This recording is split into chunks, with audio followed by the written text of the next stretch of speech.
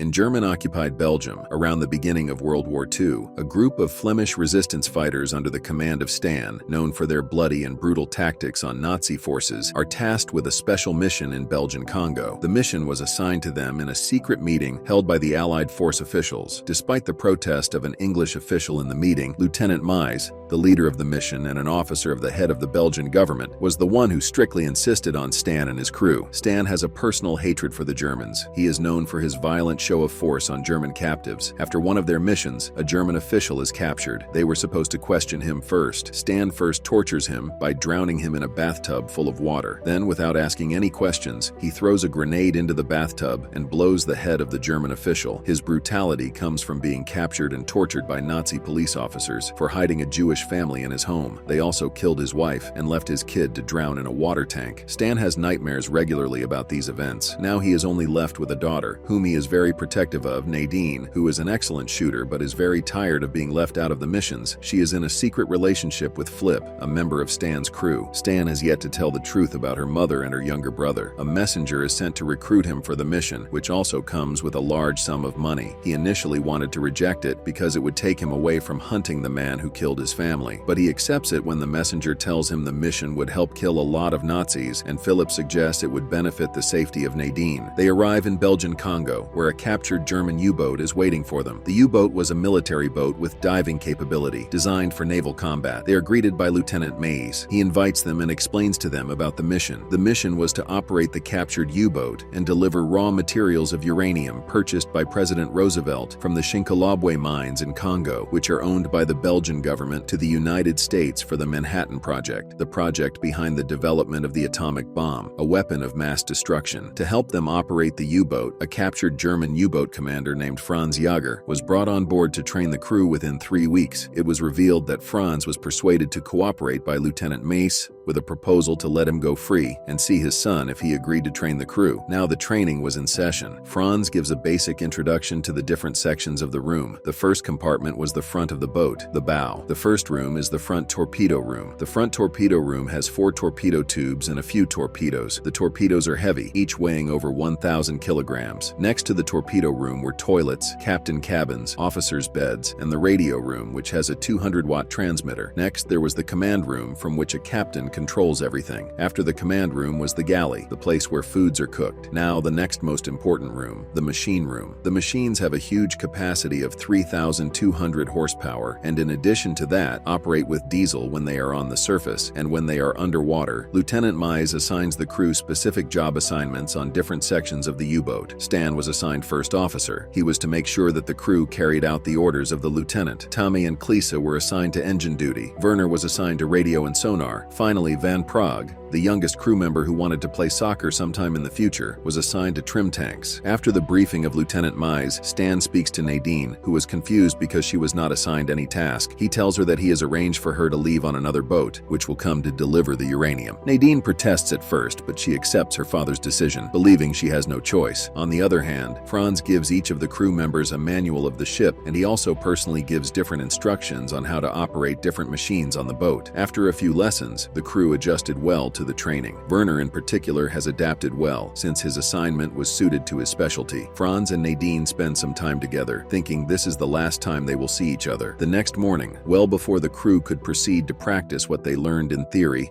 and complete their training, Werner intercepted a communication between the Germans. The cargo was still being loaded from the other boat. German warships were approaching from a distance. The warships have come to reclaim the U-boat. The warships were alerted by the captain of the boat, who immediately leaves the place when he is discovered by Stan. Lieutenant Mies immediately goes down into the U-boat and demands Franz to start the engines so that they can live. He even threatens him with a gun, but Franz, who thought he held up his end of the deal, refused to comply. In the struggle to get the gun, Franz shoots and kills Lieutenant Mies. Stan takes charge of the crew and forces Franz to help them. They start their journey to the United States. They start to dive underwater to avoid being detected by the warships, with Franz leading the way and the help of Jenga, a French-speaking Congolese muscular worker left by his employer while he was loading the cargo. They evade the warships, but Werner detects the noise of an airplane. The U-boat was well hidden underwater until Klisa, who was trying to flush the toilet, accidentally flooded the toilet, which caused the batteries to release chlorine gas. gas, forcing them to resurface. Now they are face to face with the plane. It was a German military plane, which kept circling them. They couldn't fire on him while he was circling. The man on the plane was waiting for an opportunity to attack them while they were diving, which is how the German fighter pilots were trained, according to Franz. Suspecting that the pilot has called for reinforcements, they choose to quickly dive as the pilot advances to launch an attack. Stan takes a risk and heroically shoots and destroys the plane while the U-boat was diving. This stunt almost gets him killed, but he survives. Stan and his crew should have completed half of their journey now, but Yeager finds out that they didn't travel in the appropriate course. They were behind for about 8 hours. Philip was the one who was responsible for this department. Franz finds him sleeping with Nadine. He tries to cover for them with Stan, but he couldn't. An angry Stan almost drags Philip into the torpedo tube, but Nadine stops and intervenes on behalf of her lover. She then proceeds to declare a marriage ceremony on the surface. The ceremony was interrupted as Stan alerted his crew to the coming German warships. They cease everything and they dive once again. Now Philip goes to talk to Nadine. She tells Philip about being angry at her father for being a control freak. After hearing her plan to introduce him to her mother, Philip tells her the truth about her mother and younger brother. It is revealed that it was Philip who found Stan and his family in their home after they were killed. While all was going on, a torpedo was launched out of nowhere. The crew further dives deeper to escape it. The torpedo missed by a narrow margin. They go to full stop, then proceed to shut the engines down and go quiet. Franz then instructs 2 of Stan's crew members to ready the torpedo. The communication specialist in Stan's crew accidentally opens a phonograph, and loud music is heard. This gives the location of the boat to the enemy. To make matters worse, the torpedo fell on the legs of Van Prague, who was adjusting the torpedo to a firing position. Jenga manages to lift the torpedo with all his strength as they pull Van Prague out. They start the engines and propel the boat into another direction, but the enemy has already fired another tornado. It grazes the side of the ship